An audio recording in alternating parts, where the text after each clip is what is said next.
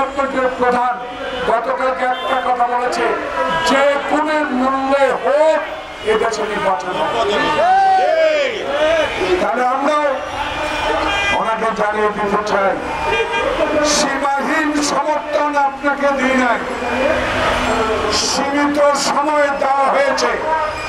সেই সীমিত সময়ের মধ্যে আপনি ফেব্রুয়ারি মাসের প্রথম সপ্তাহে নির্বাচন দিবেন।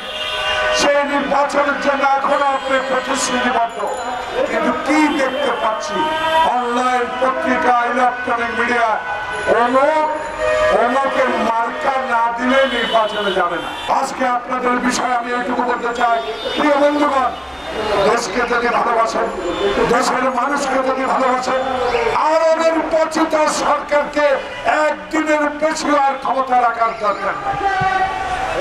তাই আপনাদের প্রয়োজন, আপনাদের দরকার, আপনাদের সাথে 18 কোটি মানুষ আছে। কারো কথায় কান না দিয়ে, কারো কথার দিকে না তাকিয়ে আপনি যে আশ্বস্ত করেছেন ফেব্রুয়ারির প্রথম সপ্তাহে দেশে নির্বাচন দিবেন, সেই নির্বাচনের ব্যবস্থা গ্রহণ করেন। আমরা কিন্তু ছোট দল নই, আমরা শহীদ জিয়ার আদর্শের দল। 16 বছর হাঁটু পানিতে দাঁড়িয়ে আন্দোলন করেছি, পুলিশের ভয়ে কবরস্থানে ঘুমিয়েছি, এক জেলা থেকে অন্য জেলা গিয়ে রিক্সা চালিয়ে জীবন ধারণ করেছি। আমাদেরকে অবহেলা করে এই নির্বাচন নিয়ে যদি কোনো সংশয় সৃষ্টি করা হয়, প্রতিহত করার মতো সব সাহস ইনশাআল্লাহ আছে। আমরা চাই না কারো সাথে রাস্তায় সংঘর্ষে জড়িয়ে পড়ি। আমরা চাই না যারা আমাদের বন্ধু, যারা গণতন্ত্রের জন্য লড়াই করেছেন, যাদের নেতাদেরকে বিনা কারণে ফাঁসিতে ঝুলিয়েছে, যাদেরকে বিনা কারণে কারাগারে রেখেছে, যাদেরকে বিনা কারণে আয়না ঘরে রেখেছে, তাদের বিরুদ্ধে আমাদের কোনো অভিযোগ নাই।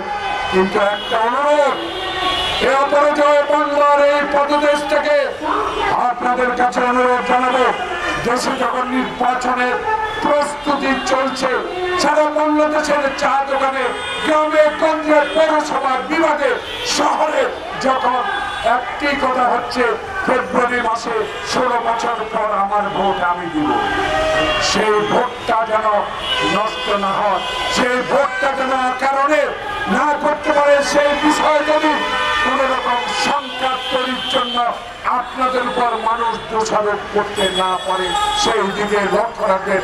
শুধু এটুকু বলতে চাই, যতটুকু সম্ভব তাড়াতাড়ি নির্বাচন দিয়ে দেন, জাতীয় সংসদে যারা সংখ্যাগরিষ্ঠতা অর্জন করে ইনশাআল্লাহ এই কোন আইনাগরের বিচার হবে। যারা বিচার বিভাগে ধ্বংস করে দিয়েছে তাদেরও বিচার করা হবে ইনশাআল্লাহ। আল্লাহ আপনাদের সহায় হোক। বাংলাদেশ জিন্দাবাদ।